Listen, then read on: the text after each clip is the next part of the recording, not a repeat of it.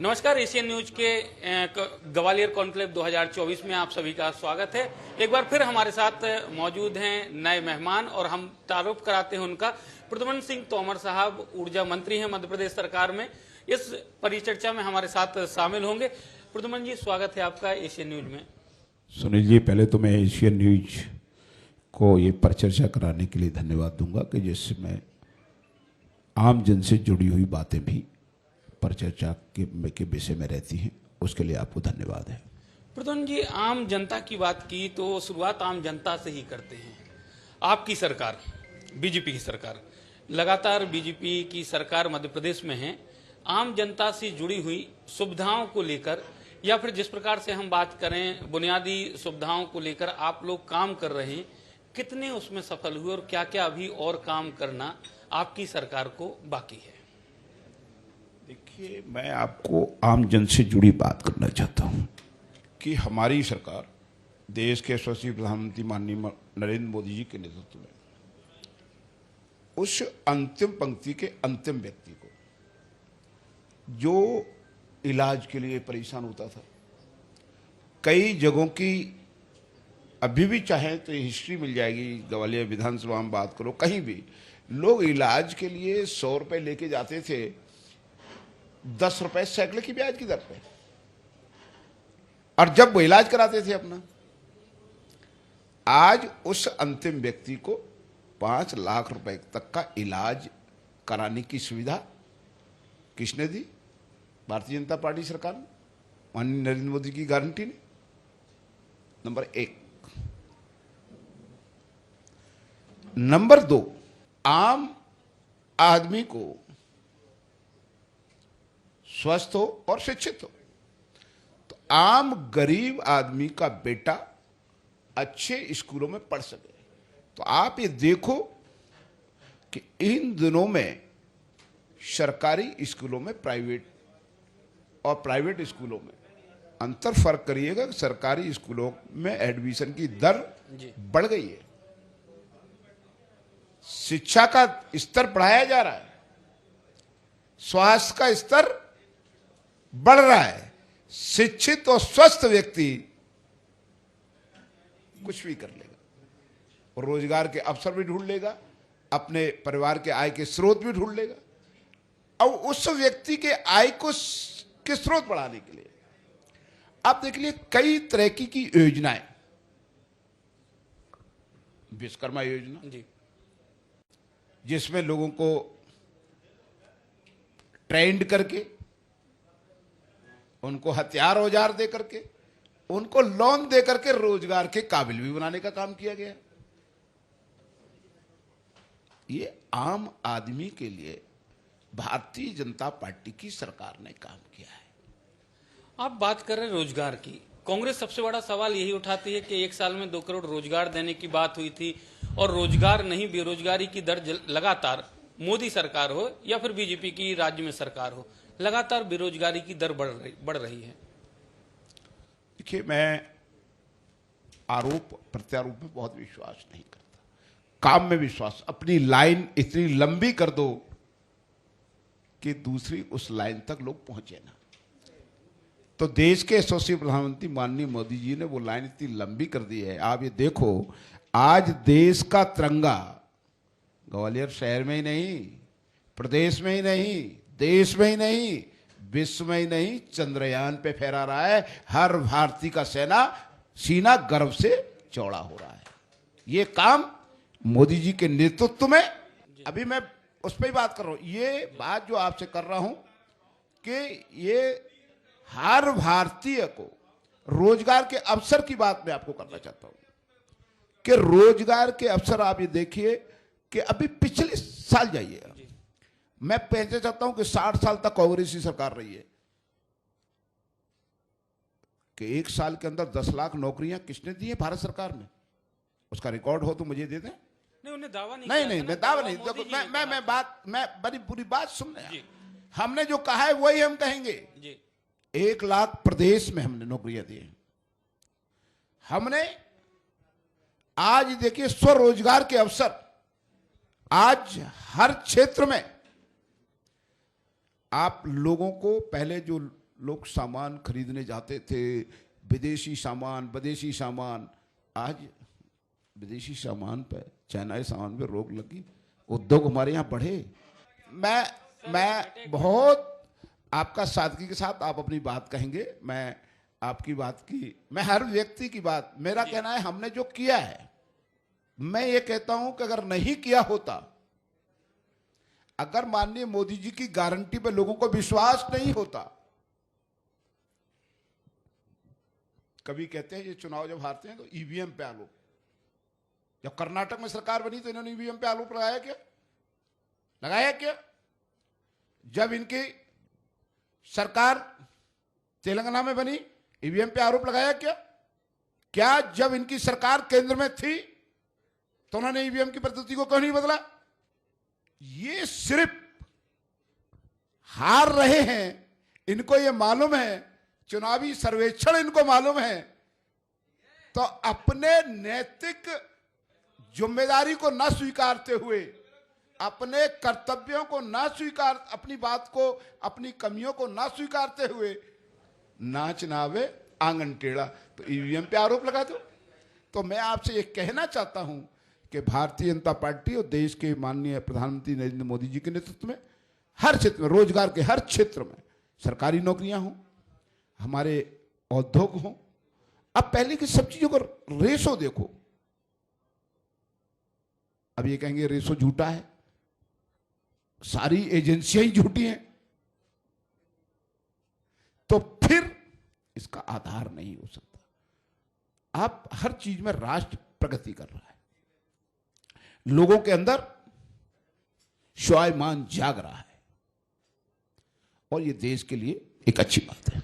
चलिए, प्रद्युमन सिंह तोमर ने पार्टी बदली, कुर्ते का रंग भी बदल गया। प्रद्युमन सिंह तोमर जो पहले कांग्रेस के विधायक थे, हमने भी विधानसभा में देखा, लगातार आपसे बात होती, ग्वालियर में चाहे गंदे पानी का मुद्दा हो, बोतल में पानी लेकर विधानसभा में आप आ गए।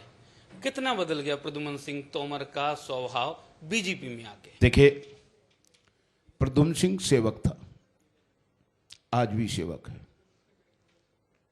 आज भी अपनी बात को अपने तरीके से आज भी रखता है। सौभाग्य की बात यह है कि हमारे देश के इस बार प्रधानमंत्री खुद ही स्वच्छता के लिए काम करते हैं, वो हर चीज पे खुद ही ध्यान देते हैं। अब मैं आदरणीय ने कहा अभिनय की बात, तो मैं एक छोटी सी बात कह दूं, मैं कह रहा हूं ना, देखो एक सुनो तो, नाले के अंदर घुस करके सेवक प्रद्युमन सिंह सफाई करता है तो यह अभिनय है, नौटंकी है, और प्रियंका गांधी एक बंद कमरे में झाड़ू लगाती हैं तो वो क्या है? वो सफाई अभियान है। तो आपको मैं बताना चाहता हूं, देखिए, कहना बड़ा सरल काम है, करना बड़ा कठिन है। आपको जो आप जिन चीजों की आलोचना कर रहे हो, उन कामों को लिए आपने रोका, आपको किसने? जब आपकी सरकार थी, क्यों नहीं आपने कुछ किया? मैं ये कहना चाहता हूं कि आप अच्छी सरकार चलाई तो 3G के आरोप क्यों लगे, 2G के आरोप क्यों लगे? किसी और ने लगाए? आपकी सरकार, आपके मंत्री? अरे आरोप मुक्त हो गए, क्या हो गए, ये बात मैं नहीं करना चाहता।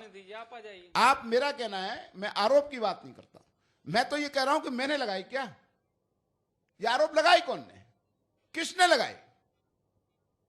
और आप में आज वो आरोप क्यों नहीं लग पाए?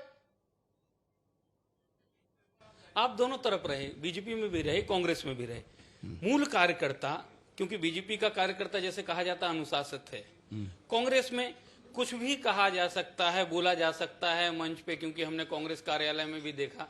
देखिए, मैं आपसे, आपने बहुत अच्छा कितना है अंतर, देखिए मैं बेसिक बात बताऊं, कांग्रेस के अंदर मैं भी रहा हूं जी। किसी आदमी को अपना घर बुरा लगता है कि मुझे किस सबसे पूछना चाहता हूं, जब तक किसी व्यक्ति के, अब लोग कहेंगे सत्ता के लिए गए तो मंत्री तो हम तब भी थे, बिल्कुल, और लोग सरपंच का पद नहीं छोड़ते, हमने तो विधायक और मंत्री छोड़ी थी। कोई जरूरी था कि हम जीत के आ जाते? हमने ये क्यों किया, इसका कारण देखिए। आदमी का सम्मान, जिस जनता जनार्दन ने हमें चुना था, जिस जनता जनार्दन से हमने कहा कि ये रोड बनाएंगे, ये पार्क बनाएंगे, हम वायदा करके गए, सत्ता में पहुंचे, हमने अपनी बात कहना शुरू की, बजट नहीं है। तो भाई हम इसलिए गए थे कि हम सिर्फ कुर्सी पे चिपक के बैठ जाएं, अपने स्वाभिमान को खत्म करते हैं, जनता के स्वाभिमान को खत्म करते हैं। जब पूरा प्रयास किया गया तो प्रयास के बाद नतीजा जब शून्य निकला, जब ज्योतिरादित्य सिंधिया साहब को कहा गया कि तुम तो सड़कों पर उतर जाओ जनता की, तो जनता के सम्मान के लिए सड़कों पर उतरना जरूरी था। आप ये देखिए कि कांग्रेस के अंदर जितने भी अच्छे लोग हैं थे, धीरे धीरे आप चलिए ऊपर से जाइए, श्यामा प्रसाद मुखर्जी, बिल्कुल, मुरारजी देसाई, आप जाइए राजमाता से लेकर तमाम सब अभी तक आ सारे जाएं, सब, ठीक है। तो ये सारे लोग कांग्रेस को क्यों छोड़ गए? कारण क्या है? क्योंकि कांग्रेस के अंदर लोकतंत्र नहीं है, परिवार तंत्र है। और ये परिवार तंत्र जहां जहां हावी रहेगा, जब जब हावी होगा, वो पार्टियां कुछ समय तो सरवाइव कर सकती हैं, लंबे समय तक नहीं चलती। आज ये देखिए भारतीय जनता पार्टी के अंदर, आप ये देख लिए कि राष्ट्रीय अध्यक्ष, कांग्रेस के राष्ट्रीय अध्यक्षों की सूची उठा के देख लो और कांग्रेस बीजेपी की राष्ट्रीय अध्यक्षों की सूची उठा के देख लो। चलिए तो नहीं, सूची देखो ना, उसमें हर व्यक्ति को नहीं, कितने परिवार के लोग हैं और कितने लोग कार्यकर्ता हैं। तो इससे आपको मालूम पड़ जाएगा कि कांग्रेस के अंदर लोग कांग्रेस छोड़ क्यों रहे हैं। छोड़ रहे प्रद्युमन जी, लेकिन प्रद्युमन सिंह तोमर को कांग्रेस के राष्ट्रीय अध्यक्षों की सूची इतने सालों बाद नजर आई और ये कमियां बाद में नजर आई। नहीं, बिल्कुल आपने अच्छा प्रश्न किया। आपने, मैं चुनाव जीता, कांग्रेस के वजह से जीता। मैंने कहा था कि जेसी मिल के मजदूरों के पट्टे मिलने चाहिए, मैं वायदा करके गया। मैं वायदा करके गया कि मनोरंजनालय बनना चाहिए, मैं वायदा करके गया कि एलिवेटेड सौर रेखा नाले के ऊपर बनना चाहिए। जब ये वायदे पूरे नहीं होंगे और ग्वालियर का जनता का और नौजवान ग्वालियर के सिविल हॉस्पिटल की तस्वीर नहीं बदलेगी, तो मुझे क्या करना चाहिए? कुर्सी से चिपक के बैठ जाना चाहिए या उनके अधिकारों के लिए लड़ना चाहिए। जब मैं कैबिनेट के अंदर लड़ता हूं तब मुझे धमकाया जाता है, तो फिर मुझे क्या करना चाहिए दोस्त? क्या मुझे ये लोग, मैं अगर बोलता नहीं करता तो नालायक कहते? क्या नहीं कहते? आज मुझे लगा कि इन अधिकारों के लिए मुझे निश्चित रूप से जनता का सेवक हूं, सेवक होने के नाते पहले मेरे लिए सर्वोपरि ग्वालियर की जनता जनार्दन, जिसके कारण मैं आज यहां बैठा हूं। और आज देखिए आप उसका परिवर्तन। जिस सिविल हॉस्पिटल ग्वालियर में 100 मरीज नहीं जाते थे, आज 1000 मरीज जा रहे हैं। आप देख के आओ। जिस बिरला नगर प्रसूति गृह में ताला पड़ गया था, आज देख के आओ। आप देख के आओ, स्वर्ण रेखा नाले के ऊपर एलिवेटेड रोड बन रहा है, यहां की यातायात व्यवस्था को सुगम करेगा। आप देख के आओ ग्वालियर का मनोरंजनालय, आप देखो ग्वालियर की रोडें, आप देख के आइए जो पटेल हायर सेकेंडरी स्कूल जिस व्यक्तित्व के नाम पर बना था, वहां लोग अंदर जाना पसंद नहीं करते थे, आज वहां पर लोग एडमिशन के लिए कतार में खड़े हुए हैं। यह परिवर्तन हुआ है ग्वालियर में। अगर मैं ये गलत कह रहा हूं तो ग्वालियर के जनता जनार्दन से प्रश्न करिए, पूछिए अगर इसमें कितने % लोग सहमत हैं।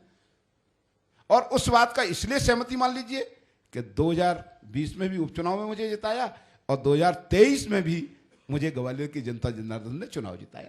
तो मैं जो कह रहा हूं उसकी पुष्टि हो रही है। कांग्रेस के बड़े नेता, जब आप लोगों ने दल बदल किया, कांग्रेस के बड़े नेताओं ने हमारे साथ इंटरव्यू में ही कहा था 40 करोड़ में डील हुई। कहां इन्वेस्ट किया 40 करोड़? निश्चित रूप से ये बात आपने बहुत अच्छी की है। मैं कहना चाहता हूं कांग्रेस के उन नेताओं को जो प्रश्न करते हैं, कई कांग्रेस बसपा से कई कांग्रेस के लोग बसपा के साथी थे, उस समय कांग्रेस की सरकार थी, उस समय कांग्रेस में गई थी, तो मैंने पूछा था कितने में डील हुई थी तुम्हारी? जी, जवाब नहीं था। और जो प्रश्न कर रहे थे ना, आज भाजपा में ही हैं बहुत से लोग, उन पे जवाब नहीं है। दूसरी बात, हम स्वाभिमान के लिए गए थे, और जो 40 करोड़ की बात करते हैं, अगर उन्होंने गिने होंगे तो उस समय वो अगर प्रेजेंट थे तो उन्होंने उसका क्यों रिकॉर्ड पेश नहीं किया, क्यों पीछे हट गए? और उसका जवाब ग्वालियर की जनता ने दिया। और अब वही लोग जो कल तक राम का विरोध कर रहे थे, अब वो लोग पता क्या कह रहे हैं? हमने तो राम मंदिर को चंदा दिया है इतना, कितना? इतना चंदा दिया है। क्यों भैया, क्यों जरूरत पड़ रही है तुम्हें? मतलब चुनाव के लिए राम याद आ रहा है, चुनाव के लिए तो राम याद आ रहे हैं, पर चुनाव के बाद भगवान राम याद नहीं आते हैं। तो इनके बारे में मैं कुछ नहीं ज्यादा कहना चाहता हूं। एक और सवाल प्रद्युम्न जी, कि लगातार हमने देखा है, जब देखें गाहे बगाहे आपके दौरे जहां होते हैं, कभी आप नाली की सफाई करते हैं, कभी टॉयलेट साफ करते हैं। कई बार कांग्रेसियों ने और फिर कई लोगों ने भी कहा कि शायद ऊर्जा विभाग में मन नहीं लग रहा, नगरीय प्रशासन विभाग चाहते हैं तोमर साहब। तो क्या वो डिपार्टमेंट सही काम नहीं कर रहा, मंत्री साहब काम नहीं कर रहा, या फिर मंत्री ऊर्जा मंत्री रहते हुए आपको किसी जगह व्यवस्था दुरुस्त कराने के लिए खटिया डाल के बैठना पड़ता है, लेटना पड़ता है कि जब तक अगर लाइट नहीं सुधरेगी प्रद्युम्न सिंह तोमर नहीं उठेगा? देखिए, मैं आपको एक बात कहना चाहता हूं, इस बात का भी जवाब दूंगा, परंतु हम पहले, अब पत्रकारवाद में पहले इंसान है, मैं मंत्रीवाद में हूं पहले इंसान हूं, किसी का बेटा हूं, किसी का भाई हूं, किसी का दोस्त हूं। मुझे एक सदस्य इसमें से ये कह दे, अगर घर में अगर किसी दिन बाई नहीं आई तो सफाई कौन करेगा? क्या उसी हालात में रहोगे? अगर तुम्हारी मां बुजुर्ग है, 80 साल की है, और कोई नहीं है, असहाय है, तो उसकी सफाई कौन करेगा? मैं एक पूछना चाहता हूं, ये अब पूरी बात सुन लीजिए। घर का मामला नहीं, घर की बात तो सुन लीजिए, अब पूरी बात तो सुन लो। चुनाव के वक्त हम कहते हैं ग्वालियर मेरा परिवार, मैं इसका सदस्य, चुनाव के बाद खत्म। तो प्रद्युम्न ने जो चुनाव के वक्त कहा कि मैं सेवक हूं, तो सार्वजनिक रूप से सेवक बोलता हूं। और ये अगर मत्था चुनाव के वक्त मां के चरणों में जाता है, जो चुनाव के बाद भी मां के चरणों में आज भी जाता है। मैं मां कहा, भाई कहा, दोस्त कहा, अगर मुझे लगा कि जिस घर से मैं निकल रहा हूं, मुझे लगा अगर नाली चौक है और उसे घर में पानी भर रहा है और मां की आवाज आती है, तो इस बेटे का कर्तव्य है कि मैंने फोन नगर निगम को किया, नगर निगम के अधिकारी भी पहुंचते हैं, तब तक मुझे उस नाले का बंधन जो जाम है उसको हटा करके उस घर का पानी निकलता है, मां का मुझे आशीर्वाद मिलता है, वही आशीर्वाद मुझे काम करने की ऊर्जा देता है। ऊर्जा की बात करें, अगर आपके विभाग की बात करें, कमलनाथ जी ने कहा था 100 यूनिट तक बिजली माफ और 200 यूनिट तक बिजली बिल हाफ। आपकी सरकार क्या कर रही है इस दिशा में? हमारी सरकार वर्तमान में 100 यूनिट बिजली 100 रुपए में दे रही है, लगभग 1 करोड़ उपभोक्ताओं को बिजली दे रही है। और हमारे अब माननीय पीएम साहब ने तो सूर्य उदय हमारा सोलर पे जा रहे हैं, और हर घर को सुविधा मिले, हर गरीब को सुविधा मिले, उसे जीरो भुगतान करना पड़े, इस तरफ हम बढ़ रहे हैं। पर हम फ्री में रेवड़ी नहीं बांट रहे, हम सोलर प्लांट पे जाएंगे, सस्ती बिजली पैदा करेंगे, वो बिजली हम आम जन को देंगे। ऐसा नहीं कि इधर से हमने जनता से टैक्स के रूप में पैसा वसूला और इधर बिजली को दे दिया। हमारी सोच ये है। एक आरोप था मध्य प्रदेश सरकार को लेकर कि सरकार दूसरे राज्यों को सस्ती दरों पर बिजली बेचती है, मध्य प्रदेश की सरकार, और महंगी दरों पर बिजली खरीदती है। ऐसा क्यों? अपवाद हो सकता है जी आज हम बिजली में सरप्लस हैं, जी हम बिजली खरीदते ही कम है। किसी अपवाद स्वरूप किसी दिन खरीदनी नहीं पड़े तो खरीदते हैं, बाकी तो हम सरप्लस हैं। और आज आप देखिए यहाँ बहुत से लोग तो शायद याद मेमोरी में नहीं होगा, 2002 और 3 में मैंने खुद देखा है, माँ अपने पल्लू से बेटे पे हवा करती थी, बिल्कुल। बेटा चीखता था। जब वो दिन अगर याद आ जाएं आज लोगों को तो शरीर में कंपन पैदा होगा। और आज लोग बिजली, पहले कब बिजली आएगी ये पूछते थे, अब बिजली अगर चली हुई तो कितनी देर के लिए गई ये बात करते हैं लोग। इसलिए मैं आपसे कहना चाहता हूं आज भारत हर क्षेत्र में आत्मनिर्भर हो रहा है। अभी कुछ साथी रेल के मैटर पर टिप्पणी कर रहे थे, मैं उनसे ये पूछना चाहता हूं कि पहले कितने घंटों ट्रेन लेट आती थी, उन ट्रेनों की स्थिति क्या होती थी, रेलवे स्टेशनों की क्या स्थिति होती थी, जरा उस पर भी टिप्पणी करें। जी मैं सब बात में, मैं कमियां, ऐसा नहीं है कि अभी कमी की सुधार की जरूरत नहीं है, सुधार की जरूरत है और हम दिन पर दिन सुधार की तरफ बढ़ रहे हैं, उसको लोग पसंद कर रहे हैं। तो मेरा ये कहना है, आज ये ग्वालियर ही देखिए आप, इन 5 सालों में 10 सालों में ग्वालियर की तस्वीर बदल गई है।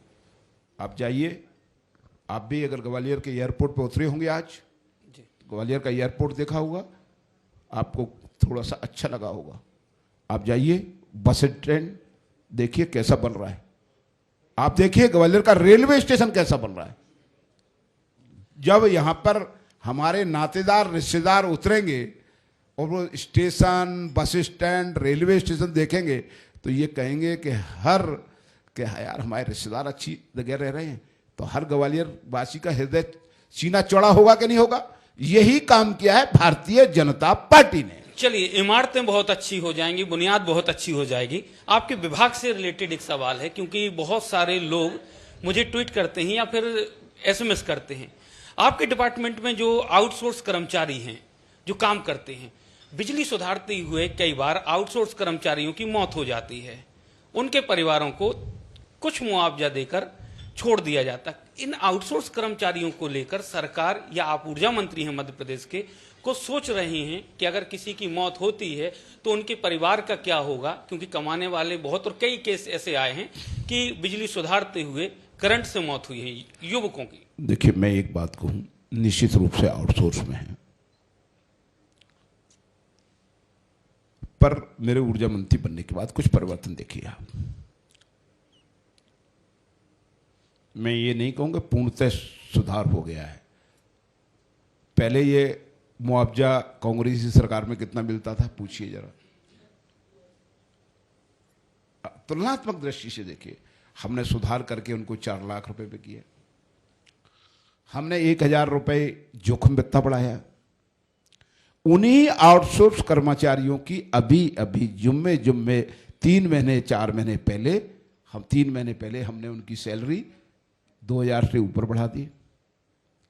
ये मन में कहीं ना कहीं उनकी पीड़ा का एहसास था, तभी हमारी सरकार ने, डॉक्टर मोहन यादव जी ने, माननीय श्रीमती ज्योतिरादित्य सिंधिया जी, माननीय नरेंद्र सिंह जी और हमारी पूरी टीम की उस भावना से आज ये परिवर्तन किया है। तो निश्चित रूप से हम उनकी तरफ भी देखते हैं और चिंता कर रहे हैं। और आपको ये बताते हुए कि आप भी सब यहाँ बुद्धिजीवी बैठे हैं, हम अपना परिवार चलाते हैं जब, तो जितना बजट होता है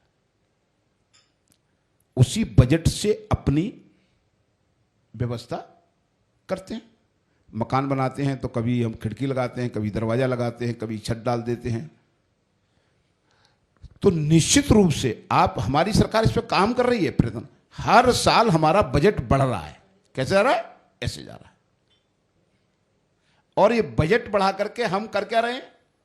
उससे पैसा जनता ही का है, उससे हम सरकारी कर्मचारी हो, आउटसोर्स कर्मचारी हो, सड़क हो, बिजली हो, पानी हो, हॉस्पिटल हो, उन पर एक निर्धारित करके राशि निर्धारण करके उसमें से ही बजट देते हैं, उससे ही काम होता है। तो परिवार को चलाने के लिए निश्चित रूप से सबको सब तरीके से संतुष्ट नहीं किया जा सकता। घर के मुखिया के प्रति कुछ ना कुछ नाराजगी लोगों में बनी रहती है, परंतु परिवार के मुखिया का दायित्व क्या है? सबको साथ लेकर सब क्षेत्र में विकास हो, ये एक मुखिया का दायित्व होता है। वो हमारी भारतीय जनता पार्टी की सरकार पूरी ईमानदारी के साथ निभा रही है। चलिए आखिरी सवाल, ये नहीं पूछूंगा कि बीजेपी की सीटें कितनी आएंगी, क्योंकि आप कहेंगे कि 400। हम अपने पे विश्वास करते हैं, हम 400 पार जा रहे हैं।